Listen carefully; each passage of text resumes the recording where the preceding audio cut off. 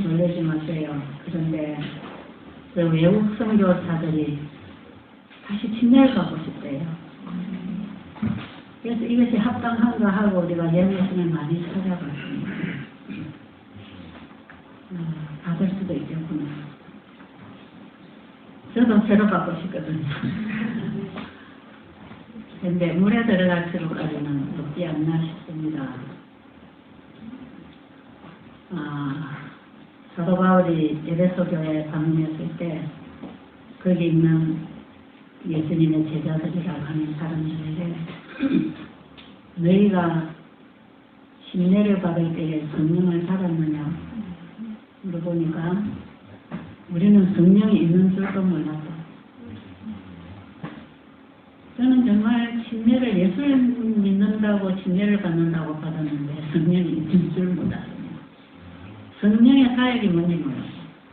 성령의 감동이 뭔지, 성령이 가르치시는 진리가 뭔지 잘 몰랐어요.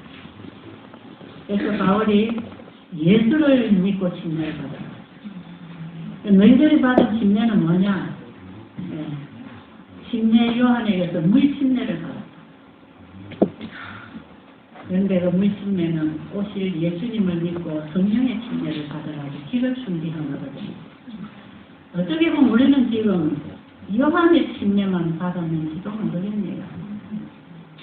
지금 저분들이 오늘 이 선교사로 헌신한 그 부부 쌍쌍이 지금 부부들이 다 오셨는데 총 11쌍이 와서 한 쌍은 갔습니다. 영국에서 선교사로 이분은 상륙대학에서 교수로 일하시면서 해당 선교를 하고 계시는데 이 집회는 참석 못하고 한 2주 미리 와서 참여하다가 가셨고요. 지금 9분이 남았잖아요. 그런데 저분들이 오늘 다 새로 침례를 받겠다는 것은 사실 물에 들어가는 의미보다는 자기가 죽고 싶어서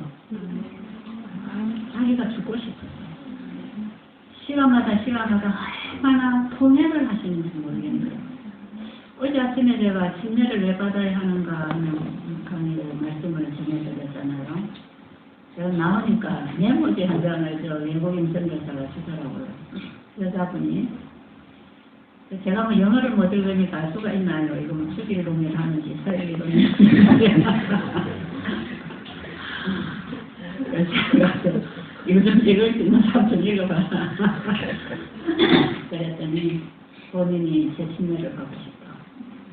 그래서 나는 이분이 뭔가 그럴 이유가 있겠구나 하고 그냥 그렇게 하리라고 생각을 했는데 알고 보니까 저분들이 많이 이 부분을 놓고 고민하고 기도하고 하신 것 같아요.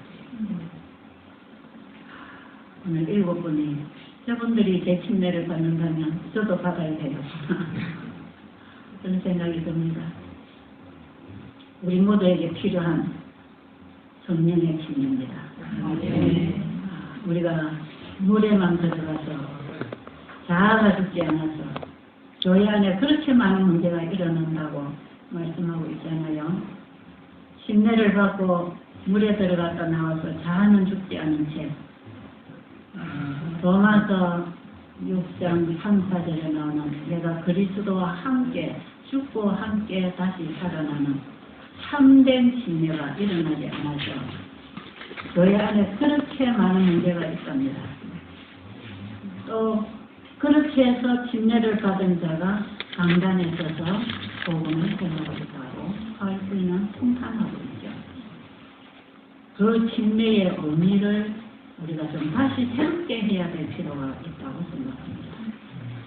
우리가 진리를 회복하고 안식일을 회복하고 가정을 회복하고 뭐를 회복하고 분성을 회복하고 우리의 신앙을 회복하고 다 지금을 회복하고 개혁해야 되는데 이 침례도 제대로 된 침례를 받아야 됩니다. 저분들이 오후에 이제 간증 시간에 간증을 아마 하시겠지만 좀 관심이 있습니다. 어떻게 제 침례를 되시는지.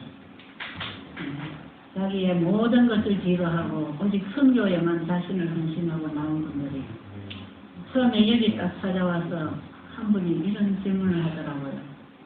어떻게 하면 내가 100% 죽을 수 있습니까? 그런 질문이에요. 어떻게 하면 내가 100% 하나님의 사람으로 일할 수 있습니까? 내가 어떻게 해야 내가 완전히 죽지요? 그런 질문을 하시고 저도 지금 그 질문 갖고 있습니다. 저도 그 문제를 가지고 고민하고 있습니다. 그래서 한 번 둘러앉아서 대화를 나누는 가운데 제가 마지막 내린 결론이 뭔지 아세요? 아, 우리가 하나님 자식이구나. 하나님이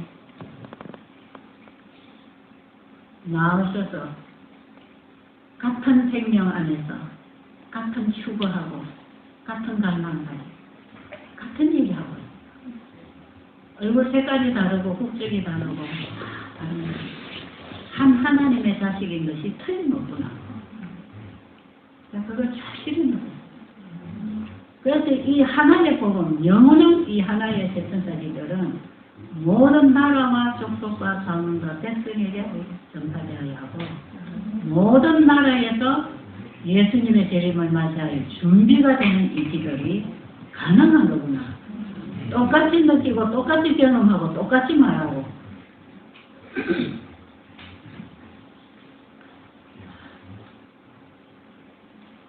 하나님께서 우리 안에 임하시면 같은 생각, 같은 말 할 것입니다.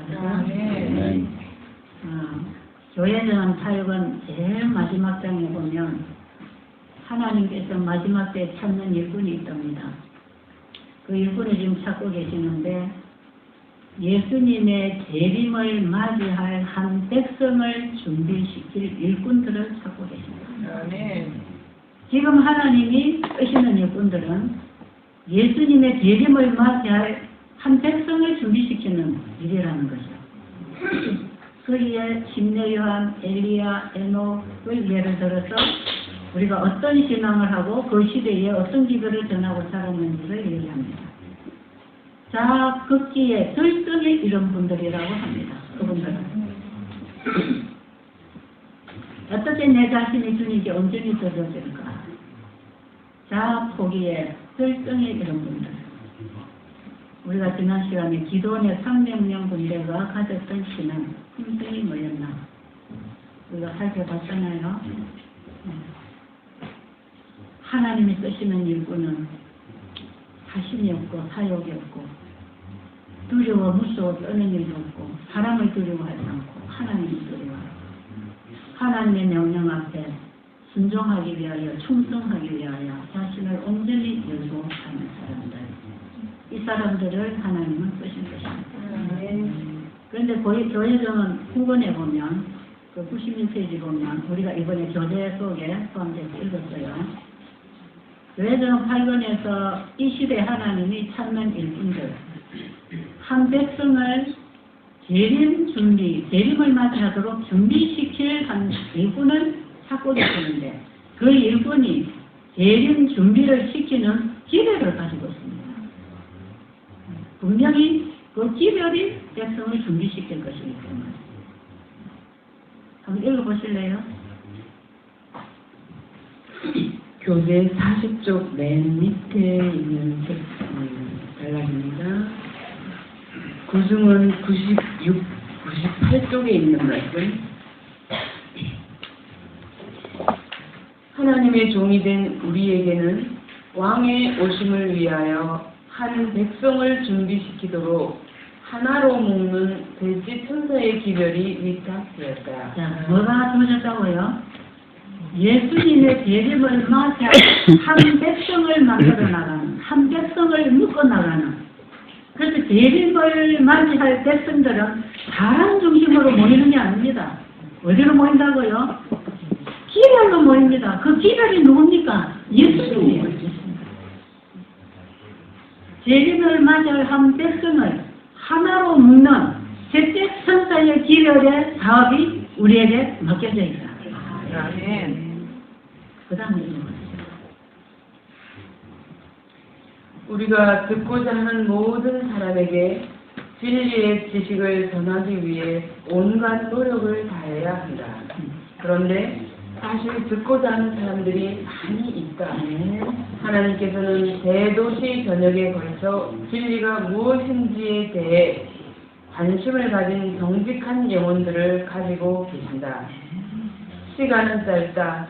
주께서는 그분의 사업과 관련된 모든 것이 명령대로 이루어지기를 바랍니다. 네, 지금 대도시에는, 이 세상에는 진리를 알기 위해서 찾는 분들이 많이 있다는 것입니다. 여러분 그런 거 보십니까? 어젯밤에 우리 김재성 목사님 또 말씀하시죠. 진리 바다에 들어가서 진리를 찾는 사람들 다 이렇게 만나지고 연결되고 나가지고, 진리를 찾는 사람들 지금 인터넷 세상에 들어가서 거기서 뭔가 진리를 찾고 있는데, 세상 정보를 받기 위해서도 인터넷에 지금 들어가고 있죠. 그런데 진리를 찾는 백성들이 또 그쪽으로 몰리고 있다는 거 아십니까? 제가 어설프게 전하는 복음이지만 제 나름 확신이 와서 이걸 온 세상에 좀 전파하고 싶어서 많은 우리 인터넷 선교 방송을 열고 지금 복음을 올리고 있잖아요. 이제 뭐 유튜브로 좀 나가잖아요. 너무나 많은 분들이 연결되고 있다. 한두 사람. 여기 환자분들이 이렇게 많이 들어오는 이유도 그 유튜브에서 다 강의를 듣고 들어오는 사람들인데 정말 추려서 영혼들이 들어오고 있어요. 그런데 그 중에 대부분들이 이게 우리가 추구하는 신앙이다. 안식일을 왜 일하느라 하는지 모르겠다. 바로 이거다. 음식 하나에서부터 신앙이 생활로, 밥상에서부터 우리의 신앙은 사라져야 되는 거. 나는 음식이 신앙으로 먹는다는 건 여기서 처음 배웠다. 이런 분들. 그걸 듣고 자기들이 집에서 해보니까 여기저기가 좋아졌다. 그래서 달려왔다. 그래가지고 찾아오는 사람들이 거의 90%죠. 세상에는 이 복음을 듣기를 원하는 분들이 너무 많다는 것입니다. 이제 의료 선교사들이 파송되어야 될 때가 왔습니까? 네. 둘씩 짝을 지어서 예수님께서 12 제자와 70인의 제자를 복음과 함께 의료 선교 사업을 할 수 있도록 본을 보이시고 명하시고 보내신 그분은 지금도 하늘 지성소에서 우리에게 그 사명을 여전히 주고 계시고 우리와 함께 하겠다고 약속하셨습니다. 지금 이 세상은 병든 사람들로 가득 차 있습니다. 다 병들어 있고 다 정신병이 들어있고 이 세상은 질병의 온상이 되어간다고 하죠. 주님께서는 이 시대를 내다보시고 재림전 세상이 하나님의 율법을 짓밟고 일어나는 이 인간들의 모습이 얼마나 타락하고 그 결과를 위해서 얼마나 고통을 당하고 병들어 살아가는지를 아시는 그분께서는 마지막 전쟁천사 기별과 함께 의료 선교 사업을 펼치도록 우리에게 확실한 빛을 주셨습니다. 여러분, 의료 선교, 요양원 그거 가지고는 안 됩니다. 뭘 가지고 가야 된다고요? 반드시 대천사 의료 선교가 돼야 됩니다. 반드시 대천사 의료 선교. 대천사는 뭘 가졌다고요? 영원한 복음을 가진 자가 대천사예요. 그럼 대천사 의료 선교사는 영원한 복음을 가지고 가야 됩니다. 영원한 복음을 어디 책에 가지고 갈 겁니까? 책 가방에 넣어갈 겁니까? 어디에 넣어갈 겁니까? 내 가슴에, 내 마음에. 예수님은 내 마음에 영접하는 곳입니다. 예수님 내 마음에 영접해서 예수님의 가슴으로 죽어가는 세상을 보자 이 말이죠. 예수님의 심령으로 죄에 고통당하는 영혼들을 보자는 거죠. 예수님의 심령으로 병을 앓고 있는 고통당하는 영혼들을 보잔 말이에요. 우리가 예수님의 심령으로 이 세상을 본다면 어떻게 다른 일을 할 수가 있겠습니까? 못해요. 도무지 다른 건 안 보여요. 영원한 복음을 가진 자는 오직 영혼들이 눈에 들어오게 되었습니다. 육신의 병을 고치려고 환자를 만나는 게 아니라 그 영혼의 죄로부터 구원해주기 위해서 봉사하는 도구가 건강기별입니다. 그런데 이 건강기별을 전하고 활동하고 하면서 환자들의 건강에 도움을 주고 신뢰를 주고 교회를 인도하는 일은 있을 수 있겠지만 그 영혼 속에 정말 거듭나게 해서 성령의 사람으로 재림을 준비할 사람으로 준비시킬 일꾼들은 그들을 거듭나게 하고 회개시키고 성령을 갖는 신뢰를 받도록 천사기별을 가지고 와야 된다. 복음을 가지지 않고 의료선교를 하면 결국은 치료행위를 하다가 자기가 높아집니다. 자기의 선행과 자기의 능력, 자기가 때로는 신성을, 능력을 자랑하는 위치에 서게 되는 거죠. 위험합니다. 굉장히 위험합니다. 사탄은 끊임없이 모조를 가지고 나와서 진짜를 빨아버리려고 활동하고 있기 때문에 이 믿음에 의해 기별을 행위신앙으로 모조로 만들어서 율법주의로 만들어가는 거 합니다. 율법을 지킬 수 없기 때문에 무조건 십자가 구원만을 주장하면서 미진적이고 광신적이고 막연한 신앙을 하도록 이끄는가 하며 바로 그 복음을 경험하고 이해하고 살도록 하는 건강기별을 모조복음으로 모조건강기별로 가지고 와서 율법 치료를 하고 영혼을 예수님께로 인도하지 못하게 하는 그 일에 시우가 일어나고 있다는 것은 우리가 생각해 봐야 할 필요가 있다는 거예요.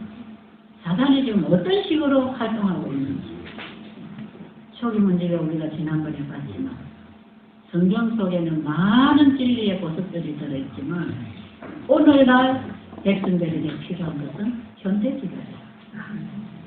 이 현대기별을 사람들이 이해하지 못하고 받지 못하도록 하기 위하여 사단은 온갖 노력을 다하고 있는데 이 현대기별은 2300주야와 관련된 성소 문제라는 것입니다.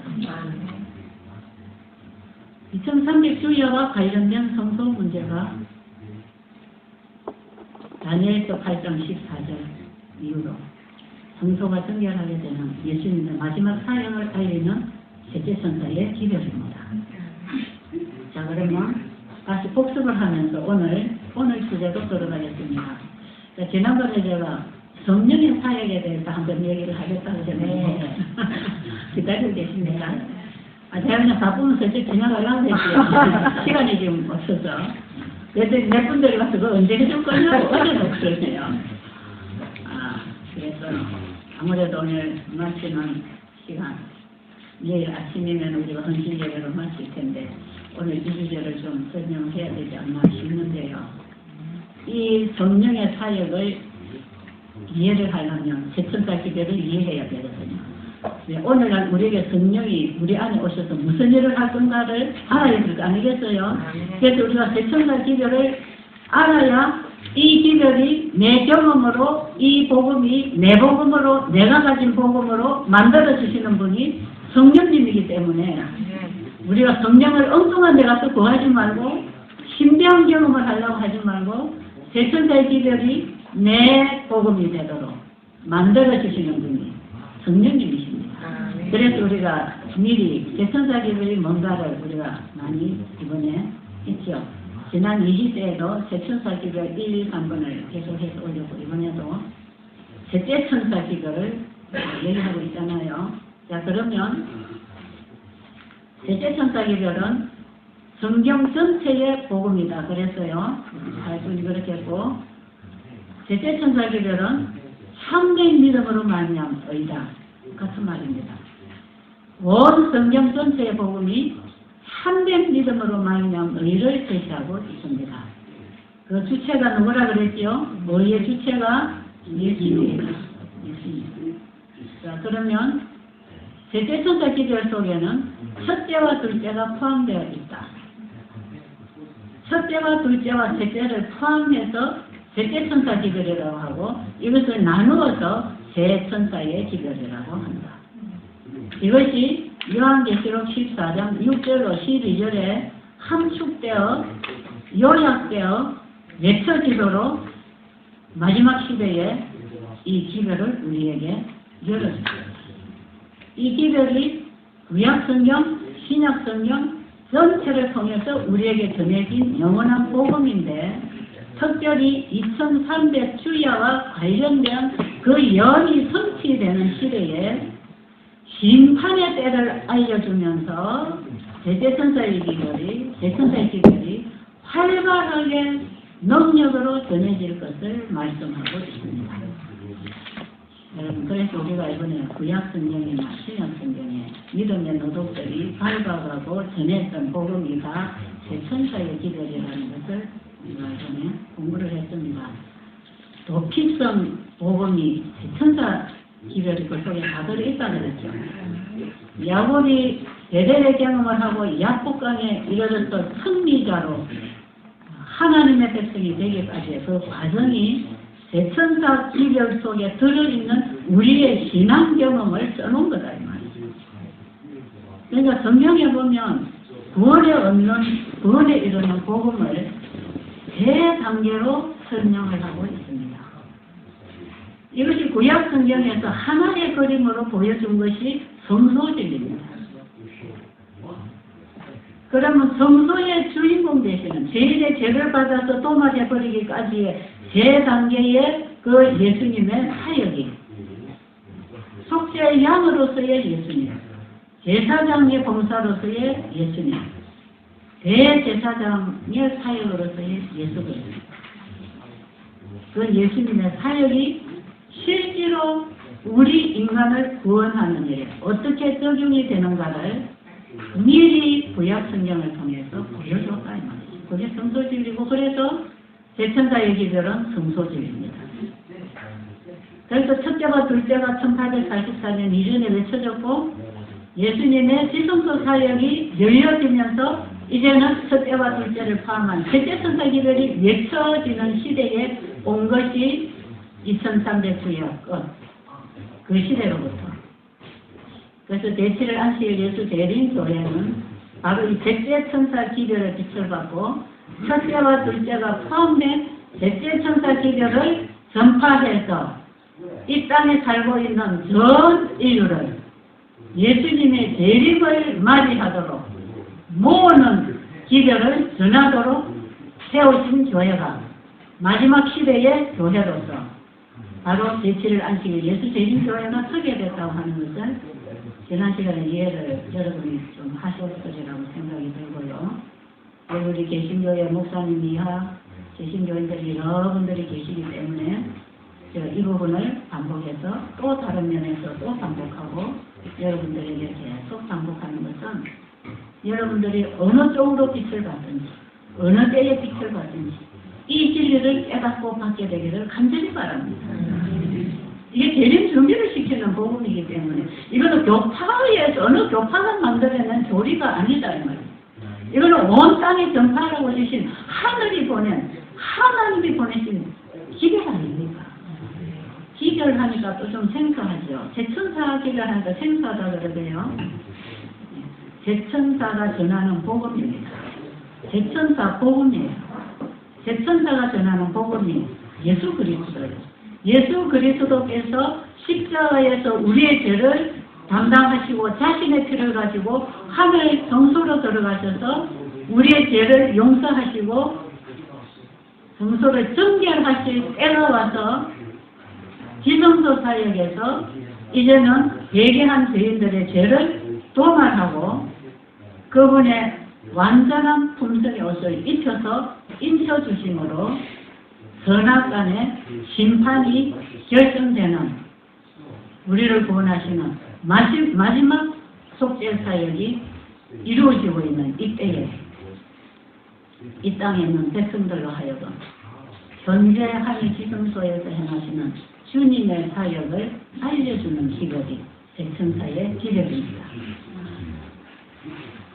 예수님 1844년에 지성소에 들어가셔서 심판하는 일을 하시는데 그 심판하는 그 광경, 그 배경 속에 이 땅에 전파되어야 할 기별이다. 맞아요. 이 대천사입니다. 그래서 우리가 대천사 기별을 이해해야 이 시대에 우리가 전할 복음을 가지고 나갈 수 있는데 이것은 이론적으로는 설명할 수 없고 이론적으로 전하는 기별은 메마르고 그야말로 이론이기 때문에 하나님의 품성과 영광을 드러낼 수가 없습니다. 이 복음을 담은 그릇이 너무나 더러워서 복음의 빛이 가려지고 있기 때문에 하나님께서는 그 복음을 우리의 가슴에 마음에 심어서 마음의 변화가 일어나고 마음에서 일어나는 변화는 우리의 눈빛과 우리의 음성과 우리의 언어와 우리의 손으로 하는 일과 우리가 걸어다니는 발걸음과 우리가 경영하는 모든 사업을 통해서 드러나게 되겠다 이 말이에요. 왜냐하면 우리 몸은 마음에서 보내는 신호를 받고 반응하는 하나의 반응체이기 때문에 우리 몸이 스스로 정하는 게 아니고 우리의 마음에 들어온 그 어떤 생각과 그 사상이 그 힘이 우리의 육신을 통하여 드러나는 것이기 때문에 우리의 마음의 복음을 받아야 합니다. 그래서 제천사지들을 받아 담는 것이 우리의 마음이지 입이 아니단 말이에요. 머리에서 이해하고 입으로 나가는 게 아니라 이 말씀이 우리의 가슴에 들어와서 내 마음에 역사해서 사랑으로 역사하고 그분의 정신으로 역사해서 그 강건함 때문에 누워 있을 수 없고 다른 일을 추구할 수가 없는 상태로 되어버리는 것입니다. 그래서 우리의 삶을 통해 나가는 것은 내 일이 아니고 그분의 일이 이루어지는 것이죠. 그래서 세대천사기들은요 경험으로 외치는 성도들의 삶의 외침이란 말이에요. 사람들은 우리 입에서 나오는 말을 들으려고 하는 게 아니라 우리가 사는 모습을 보고 우리 사람 자체를 들으려고 합니다. 저 사람이 저런 말을 하는데 저 사람이 어떤 사람이지? 사람을 듣는단 말이에요. 하나님은 사람을 변화시키기를 원하십니다.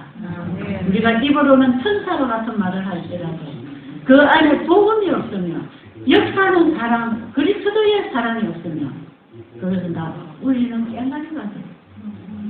우리 자신을 내가 불태워 희생한다 할지라도 우리가 가진 재물을 다 가난한 자에게 나눠준다 할지라도 우리 안에 그리스도가 없으면 그리스도로 인한 살리는 생명의 능력이 일어나지 아니하면 영혼을 살리는 일을 하지 못한다면 그것은 다 죽은 육체 덩어리만 조금 더 길게 살도록 연장시키는 것에 불과하다. 세천사 의로 선교사들은 세천사 기도를 가지고 가야 한다. 이것은 여러분이 새기시기 바랍니다. 미래 세천사 의로 선교사 양성학교에서는 세천사 기도를 이해하고 경험하도록 도와드리면 여러분이 세천사 기도를 경험하면 생활의 계획이 일어날까요?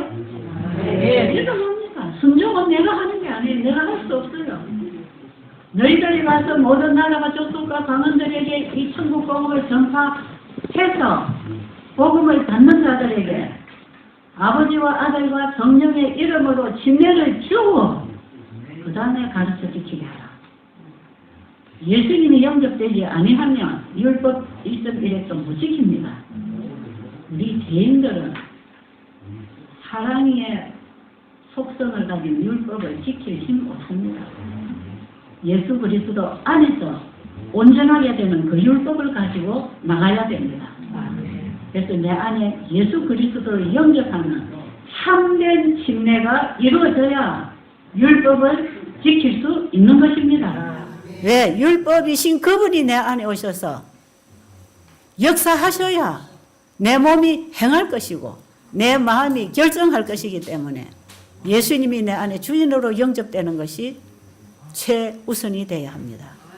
그런데 라오디게아 상태는 예수님 빼놓고 자기들이 열심히 한대요. 자기들이 열심히 가르치고 알고 있다 그러고 한다 그러고 나는 됐다 그러고 나도 뭐 한다고 다들 한다고 열심히 쫓아다니죠. 그래서 하나님이 보내지 않은 일꾼들이 때로는 내가 기별을 가졌다 나에게로 오라 하고 많이 사람들을 끌어모은다는 것입니다. 집회를 한다는 것입니다. 여기에 기별이 있다고 한다는 거죠. 그러나 하나님께서 보낸 사람은 전체적인 기별을 가졌다 그랬어요. 전체적인 기별이 뭔지 아세요? 왜 셋째 천사 기별입니다. 그 셋째 천사 기별을 가지고 우리 재림교회가 태동한 이 기별, 재림교회가 존재해야 할 이유는 이 셋째 천사 기별을 외치기 위해서 존재하는 것입니다.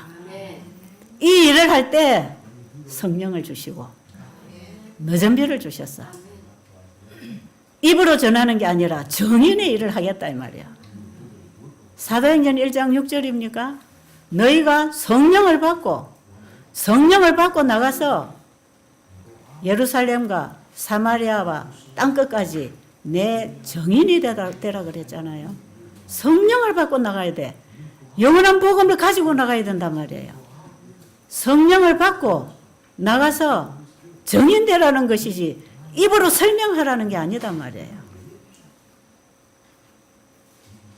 입으로 설명을 해서 신학적으로 잘 가르치면 머리는 좋을 수가 있고 지식은 쌓여질 수 있지만 그것이 결국은 품성으로 나가기보다는 자아로 나갑니다. 자아로. 권위로 나갑니다. 교만으로 나갑니다. 그래서 이 말씀은 에스겔서 2장 3장 사이에도 보면 에스겔 선지자에게 기별을 줄 때에 두루마리에 썬 것을 씹어 먹어라. 씹어 먹어라. 네 창자에 채우라. 여러분 음식을 씹어 먹고 창자에다가 채우면 뭐가 일어나는지 아세요? 힘이 생깁니다. 힘이. 영적, 지적, 육체적 힘이 생깁니다. 하나님이 주신 말씀 우리가 받아 먹으면 힘 생깁니다. 밥 먹어야 힘나지요. 굶으니까 힘 없잖아요. 우리 몸에 힘을 주는 건 영양소, 음식이 들어와야 돼. 태양의 에너지가 식물을 통해 들어와야 그게 힘을 주는 거다 이 말이에요. 의의 태양이신 예수님이 말씀을 통해서 우리 마음에 들어올 때 우리의 온 기능이 되살아납니다. 이것이 에스겔서 37장에 마른 뼈다귀들이 일어나게 하는 생명의 기별이 다 셋째 천사 기별입니다. 이게 세 천사 기별이 전해질 때 죽은 기능에 생기를 불어넣고 이 뼈가 들어맞고 살이 붙고 생기를 얻어서 한 군대가 일어나지요. 죽어있던 영혼이 깨어나기 시작하죠. 뭐가 들어서 깨우는지 아세요? 셋째 천사 기별이 나가야 합니다. 지금 이 세상에 다 죄로 인하여 죽어 있습니까? 내 영혼이 죽어 있습니까? 내 영혼이 지금 깨어나는 경험을 하고 계십니까? 이 셋째 천사 기별을 받아들이는 자들은 깨어납니다. 안 받아들이면 가만히 누워 있습니다. 입으로 하는 게 아니단 말이에요. 일어나야 된다 이 말이에요.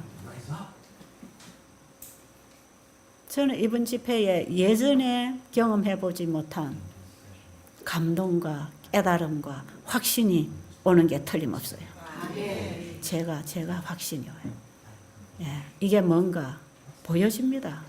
제가 얼마 전부터 이거 계속 보고 있어요. 벌써 최근에 몇 년 사이로 계속 제가 보고 있는 겁니다. 도처에 복음을 기다리고 진리를 찾는 영혼들이 어떻게 반응하고 모여들고 깨어나고 있는지 제가 이걸 보고 있는 것이에요. 나는 이번에 전혀 국적이 다른 저 외국인들이 와서 똑같은 복음을 가지고 저분들이 먼저 받고 깨어나는 저런 모습을 보면서 정말 저는 놀라움을 금치 못하는 거죠. 시간마다 부부가 손을 잡고 회개하고 회복을 하고 있고 시간마다 눈물로 통회를 하고 있고 이런 모습 우리가 다 보고 있잖아요. 이런 일이 일어나야 합니까? 엄밀한 심판의 때에 이 땅에 전해지는 셋째 천사의 기별은 그들이 회개하고 죄를 버렸다는 고백을 하게 될 거라 그랬어요. 회개의 경험을 증거하는 것입니다. 여러분, 성령을 받아야 합니다. 성령을 받고 나가야 돼. 성령이 임해야 여자의 남은 자손을 만들어줍니다. 예수님이 오셔서 만들어주신 예수님의 생명에 와서 계속 새끼 쳐갖고 만드는 게 예수님 자손, 여자의 자손 되는 거 아닙니까? 요한계시록 12장 17절에 용이 분노하여 돌아가서 여자의 남은 자손, 곧 여자의 남은 자손이 누구라는 거예요? 곧 하나님의 계명을 지키며 예수의 증거를 가진 자들로 더불어 싸우려고 바다 모래 위에 섰더라. 누구와 더불어 싸우기를 원해요? 용은 누구를 공격하기를 원해요? 용은 누구로 인하여 분노합니까? 누구로 인하여? 예수의 증거를 가진 자들로 인해서 분노합니다. 예수의 증거를 가진 자들이 어떤 사람이에요? 예수님이 성령을 통해서 아버지를 증거할 때 죽이려고 했잖아요. 유대인들이. 그 증거를 듣기 싫어한 것입니다.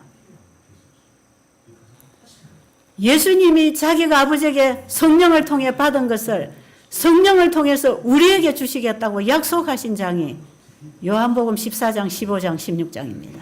그게 성령장입니다. 그 예수님이 아버지께 받은 것을 성령을 통해서 우리에게 다 주시면 우리도 증거하는 증인이 되겠습니까? 그래서 마지막 하나님의 품성, 하나님의 율법을 지키고 하나님의 품성을 말로 나팔로 품성으로 삶으로 이것을 우리가 증거하고 일어날 때 사단이 그 백성을 향해서 분노한다 이 말이에요. 왜요? 이 백성이 일어나면 사단이 실패하니까. 네. 여러분, 교회 다니는 거 요즘 사단 무서워 안 합니다. 교회 숫자 많은 거 사단이 절대로 두려워 안 합니다. 그리고 준비된 백성은 교회에 들어오지 못하도록 문 앞에서 막고 있답니다. 이런 심각한 상태를 우리는 지금 봐야 합니다. 교회 수천 명, 수만 명 자랑할 거 없습니다. 그 분노 안 합니다. 사탄은 거기 분노 안 합니다. 제일 사탄이 공격하는 교회가 마지막 시대에 있다면 제7일 안식일 예수 재림 교회입니다. 여러분은 교파에 편견 없이 들으시기 바랍니다. 이 기별이 지금 세상에 초교파로 지금 듣는 거 생각하고 제가 지금 전합니다. 나가고 있잖아요. 지금 녹화하고 있잖아요. 저는 온 세상에 전하는 거예요. 여러분, 재림교회 제일 많이 공격합니다. 그래서 우리 한국 같은 입장에서는요, 이단이라는 보재기를 씌워가지고 아예 가지도 듣지도 못하게 만들어 놓은 교회가 바로 이 제7일 안식일 예수 재림교회. 근데 재림교회가 이단이 아니라고 인정했다고 좋아할 일은 결코 아닙니다. 재림교회가 가지고 있는 이 빛을 발하지 못하면 여전히 어두움에 있기 때문에 그들이 이단이라고 하는 말이 그대로 실증될지도 모릅니다, 여러분. 이단 소리 안 듣는 걸 기뻐하지 말고 이 교회가 가지고 있는 빛을 온 땅에 비추어야 합니다. 아멘. 어제 우리가 봤잖아요. 높은 산에서 낮은 산에서 곳곳에서 빛이 비치고 있는데 그들이 지나간 곳은 하나의 기념비를 세우고 나가는데 하나님의 계명이 지켜졌다는 것입니다. 하나님의 말씀이 지켜졌다는 거예요. 내가 지켰다가 아니고 성령으로 지켜졌다는 것입니다. 이게 성령 받은 사람들이 지나가는 발자국입니다. 이런 기념비를 세우라는 거죠. 왜? 내가 너를 창조했기 때문에 내가 너를 구속했다는 걸 증명해서 우주에 하나님이 드러나야 되니까. 오해된 하나님이 회복돼야 되니까. 여러분, 우리는 무슨 대쟁투 역사 속에 서 있다는 걸 알아야 합니다. 대우주를 창조하신 하나님의 오해를 벗겨드리느냐, 그분의 입장을 회복시켜드리느냐 하는 중요한 문제가 우리에게 달려있다는 것입니다. 그래서 아들이 이 땅에 오신 거 아닙니까? 자, 그러면 우리는 지금까지 요한복음 14장 1절 이후로 저는 그렇게 배웠어요. 재림의 허락. 맞아요. 이건 틀린 건 아니에요. 분명히 예수님 다시 오시겠다고 하는 허락이에요. 맞는데 저는 여태 거기를 재림의 허락에만 포커스를 맞추었어요. 아, 우리 예수님이 하늘에 가셔서 맨션 아파트 만들고 다 만들면 우리 데리고 와서 거기다 갖다 살게 할 거라고 생각했죠. 저는 어려서 그렇게 설교를 듣고 배웠어요. 그래서 저는 재림의 허락하면 아, 예수님 다시 오신다고 허락하시고 가셨지. 제자들이 허전해하지 않도록 내가 다시 온다고 약속하셨어. 그래서 그분이 우리 처소를 예비 다 하면 다시 오실 거야. 저는 막연하게 예수님 재림을 기다리는 막연한 재림 성도였습니다. 그런데 여러분 지금 다시 보세요. 예수님이 재림을 약속하셨든지 우리에게 내가 가는 것이 너에게는 유익이고 너희들은 나보다 더 큰 사업을 할 거라고 하는 이런 약속들, 내가 지금 가고 보이지 않지만 내가 너에게 다시 오겠다고 하는 이런 약속들, 이런 모든 말씀들요. 내가 아버지께 받은 것을 내가 너에게도 다 주겠다고 하는 이런 약속들, 성령을 보내주시는 전제 아래서 약속하신 허락들입니다. 예수님의 재림 준비 누가 해주신다고요? 예수님이 해주십니다. 누구를 보내서? 성령을 보내서. 성령을 받아야 재림 준비됩니다. 재림 준비는 세천사 기별입니다. 세천사 기별이 내 안에 경험되어지고 내 품성이 준비되도록 성령 하나님이 일하신다고 하는 것입니다. 이제 이것만 하면 여러분 성령님이 뭐 하시는지 아시겠죠? 바로 우리를 재림 준비를 시키시려고 예수님이 성령을 보내주셨고, 성령을 보내서 우리를 준비시켜 놓고 난 다음에 예수님이 오시겠다는 얘기입니다. 그게 14장, 15장, 16장으로 다 지금 풀어서 설명하고 있는 내용이에요. 여러분, 적어도 이 시간에 여러분이 사도행전과 요한복음 14장, 15장, 16장은 씹어 먹고 여러분의 생명이 되고 힘이 되도록 만나야 합니다. 지금 우리 연구해야 됩니다. 참된 금식을 통해서, 참된 침례를 통해서 성령 안에서 배우는, 그리스도 안에서 배우는 진리가 뭔지, 그것이 우리를 어떻게 자유롭게 해서 온전한 율법 회복을 시켜주시는지 그걸 알아야 될 거 아니겠어요? 여러분, 진리가 우리를 자유케 한다 하니까 그냥 내가 편안하도록 해주는 게 아니고 말이에요. 내가 아무렇게나 살아도 자유한 그 자유가 아니고 말이에요. 내가 아무렇게 내 마음대로 사는 그거는 자유가 아니고 방종이에요. 방종. 자유를 이렇게 왜곡시키지 않기를 바랍니다. 저는 수년 전부터 이런 얘기를 들으면서 참 가슴이 아팠어요. 하나님은 자유의지를 주셔서 자유다, 강요 안 하신다. 그 자유는요, 하나님의 율법 안에서 자유입니다. 율법을 안 지켜도 되는 자유가 아니다 말이에요. 기적을 일으키는 자유가 아니다 말이에요. 이거는 진리이신 예수님이 내 안에 진리의 성령으로 임하셔서 예수님이 하신 그 사역을 내 안에 오셔서 해주겠다는 거 아닙니까? 이 약속이 안식일을 통해서 우리에게 주어진 약속 아닙니까? 너희가 할 일은 없어. 너나 내 아들이나 남종이나 여종이나 내 집안에 문하는 유하는 객이라도 다 쉬어라. 자기 스스로 너희는 할 수 없어. 내가 다 해줄게. 여러분이 세천사 기별이 안식일 기별인 줄 아시죠? 여러분이 안식일 기별은요, 우리 인간이 창조된 그때로부터 우리가 이렇게 범죄할 것을 아시는 그분께서 안식일을 통하여 우리를 다시 회복시켜 주실 것을 약속하셨습니다.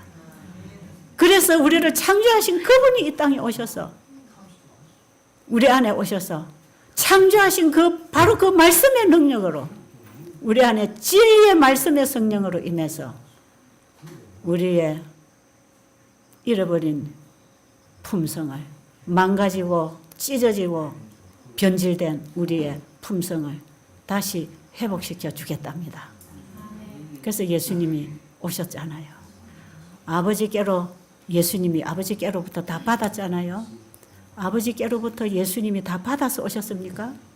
예수님이 어디서 오셨습니까? 아버지 속에서 나오셨어요. 그렇습니까? 요한복음 1장에 보면 태초에 말씀이 계시니라 예수님을 얘기합니다. 그가 하나님과 함께 계셨고 그는 곧 하나님이시고 그가 만물을 창조하셨고 그 말씀이 육신을 입고 이 땅에 오신 분이 예수 그리스도라고 요한복음 1장에서 말씀하시죠. 예수님이 누굽니까? 아버지 속에 독생하신 아들 한 분밖에 없는 예수님 속에서, 예수님 하나님 속에서, 하나님의 가장 깊은 곳 지성소에서 하나님을 가장 잘 아는 그분이 하나님의 품성을 드러내셨습니다. 예수님은 아버지의 품성을 드러내는 증거를 하시는 증인으로 이 땅에 오셨고 창조를 하셨어요. 여러분, 내가 아버지께 받은 것으로 너에게 준다고 할 때에 이 모든 창조물도 그렇게 나왔습니다. 아버지 속에 있는 생각이 말씀이신 예수님을 통해서 바라시니까 물질이 나온 게 우주세계입니다. 이게 천지만물입니다. 예수님은 창조 때에도 아버지께 받은 것으로 아버지의 영광을 드러냈습니다.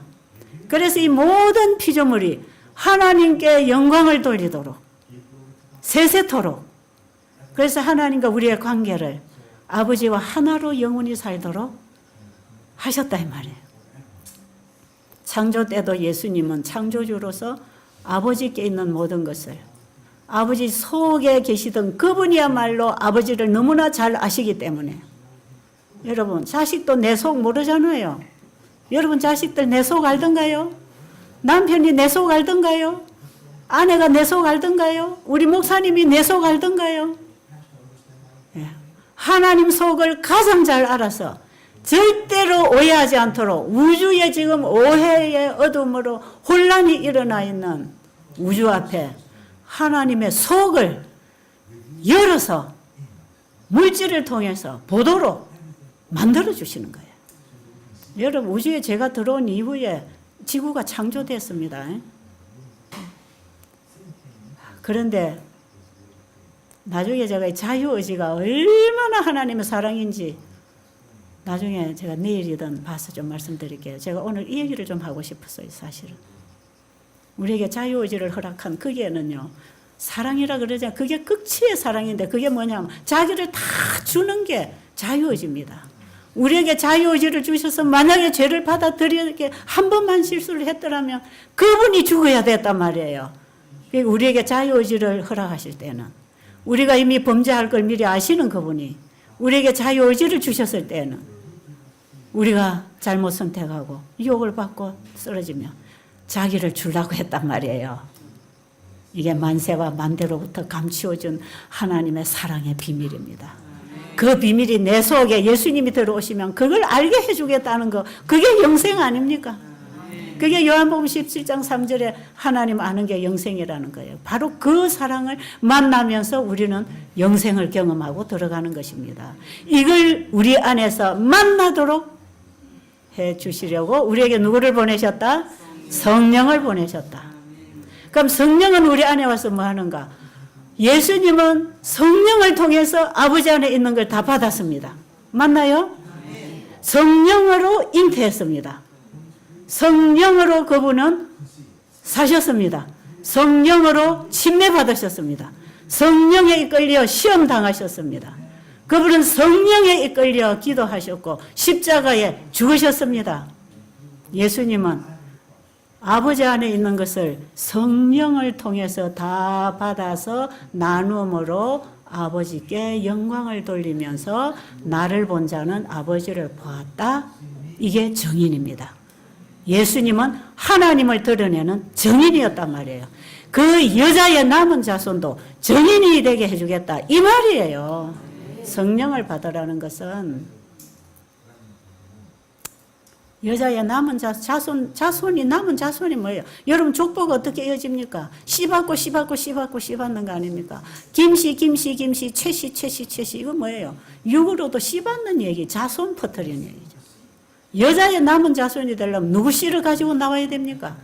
하나님의 씨, 하나님 속에 있던 그 생명의 씨, 사랑의 씨, 예수님이 가지고 사람으로 태어나실 때 아버지 안에 있는 것을 성령을 통해서 예수님에게 다 주셨다 이 말이에요. 그래서 가장 성령 충만하신 분은 예수님이었습니다. 그 충만해서 우리가 받으니 은혜 위에 은혜더라. 성령을 통해서 우리에게 주겠다는 것입니다. 그래서 성령이 오시면 요한복음 16장 14절 15절에 보면 성령은 읽어야 되는데 지금 시간이 촉박하니까 제가 전체 건더기만 이래 건져 드릴 테니까 여러분이 스스로 연구하세요. 네. 요한복음 16장 14절 15절로 보면 성령이 우리에게 오시면 아버지께 내가 받은 것을 성령을 통해서 우리에게 주겠다는 것입니다. 그럼 예수님도 오직 성령을 통해서 육신으로 잉태하셨잖아요. 그렇죠? 우리도 성령으로 거듭나야 합니까? 성령으로 거듭난 사람은 예수님 안에서 예수님 주시는 걸 받을 수 있잖아요. 그래서 우리가 거듭나지 아니하면 하나님 나라 볼 수 없고 영생을 얻을 수 없습니다. 우리 저 선교사들이 그 거듭나는 침례를 지금 받으려고 자기 일생을 바쳐 선교하던 분들이 자기들의 죄를 놓고 통회하면서 지금 성령의 침례를 받기를 원하는 거죠. 우리가 다 필요합니까? 성령이 와야 정인이 됩니다. 성령이 와야 경험하는 신앙을 하는 것이에요. 성령이 안 오면 머리로는 알지만 입으로는 잘 가르쳐도 가슴에서 나오는 능력이 없습니다. 생활의 변화가 있을 수 없습니다. 이기적으로 살죠. 성령이 임해야 정인이 됩니다. 마지막 용이 분노하여 공격하려고 하는 백성은 정인들입니다. 정인들이에요. 하나님의 계명을 지키며 어떻게 지킵니까? 어떻게 해요? 예수님 내 안에 영접해야 그분이 와야 지켜주시는 거 아닙니까? 내가 율법이나 선지자나 폐하러 온 것이 아니라 완전하게 해주려고 왔다 그랬잖아요. 그래서 야고보서 1장 25절로 보면 우리를 무슨 복음이 왔다고 무슨 율법이 왔다 그랬죠? 온전하게 하는 율법. 우리를 온전하게 하는 율법을 이 새 언약의 율법이죠. 예수 안에서 회복되는 율법. 온전하게 하는 율법을 들여다보고 있는 자는 보고 버리는 자가 아니요 보고 지킴으로 복을 얻는 자라. 그 복이 영생입니다. 그게 안식일 계명 속에 들어있는 복이고 순종입니다. 바로 그 율법을 세우신 그분이 우리를 창조하신 그분이 이 땅에 오셔서 인간으로서 오직 성령의 힘으로 율법을 온전히 지켜서 아버지를 드러내시고 정인이 되셨던 것처럼 그분의 사역을 이 땅에 살고 있는 우리를 통해서 마치겠다는 것이에요. 우리가 그 자리에 가자 이 말이에요. 새천사 의료 선교는 바로 그 일을 하는 사람들이 될 것이다 이 말이에요. 이 운동이 일어나면 예수님 오실 준비됩니다. 예수님 빨리 맞이하고 싶으세요? 빨리 하늘에 가고 싶으세요? 예, 우리 새천사 기별 앞에 성령을 구하게 되기를 간절히 바랍니다. 그래서 이걸 세 단계 새천사 기별을 전하듯이 하나의 복음을 예수님의 사역을 세 단계로 설명하는 게 새천사 기별이라고 그랬죠. 성령이 오셔도 우리에게 그걸 깨우쳐 줍니다. 그래서 요한복음 16장 8절부터 보면 그가 와서 죄에 대하여 의에 대하여 심판에 대하여 우리를 책망하신다 그랬고 죄에 대하여라 하면 그들이 예수님을 믿지 아니하고 십자가에 못 박아 죽였잖아요. 예수를 믿지 않은 게 죄라는 걸 깨닫게 될 거단 말이에요. 성령이 임하시면. 그래서 그들에게 성령이 임하니까 이 유대 제사장들 서기관들이 회개했나요? 안 했나요? 우리가 어찌할꼬 그랬잖아요. 베드로가 그 예수를 증거할 때에. 그래서 너희가 회개하고 죄 없이 함을 받으라는 것입니다. 여러분 성령이 오시면 죄를 깨닫게 하고 우리가 예수님을 십자가에 못 박혀 죽게 한 죄를 깨닫게 하고 회개를 시켜서 어디로 데리고 들어갑니까? 하늘 성소로 데리고 들어가는 일을 성령이 해주십니다. 죄에 대하여 의에 대하여 심판에 대하여. 이게 새천사 기별 세 단계 아닙니까? 이게 구약 성경에 예수님이 성소 사역을 통해서 보여주신 바로 그 새천사 기별을 단계적으로 성령이 우리 안에 와서 데리고 가주겠다 이 말이에요. 그래서 마지막 최후의 심판은 뭡니까? 죄가 도말되는 거예요. 우리의 죄를 그분이 다 도말해버리고 우리에게서 받은 그 죄를 예수님이 사탄에게 넘겨주는 게 대속죄일에 죄를 끝내는 일이었습니다. 지금 이 일을 하고 계시는 심판이 이루어지고 있는 이때에 우리에게 성령을 보내셔서 재림맞이할 백성을 준비시켜 주겠다는 것입니다. 우리에게는 성령의 침례가 필요합니다. 오늘 이 침례식에 우리 모두 성령의 침례를 받게 되기를 저와 여러분이 간절히 바라게 되기를 원합니다.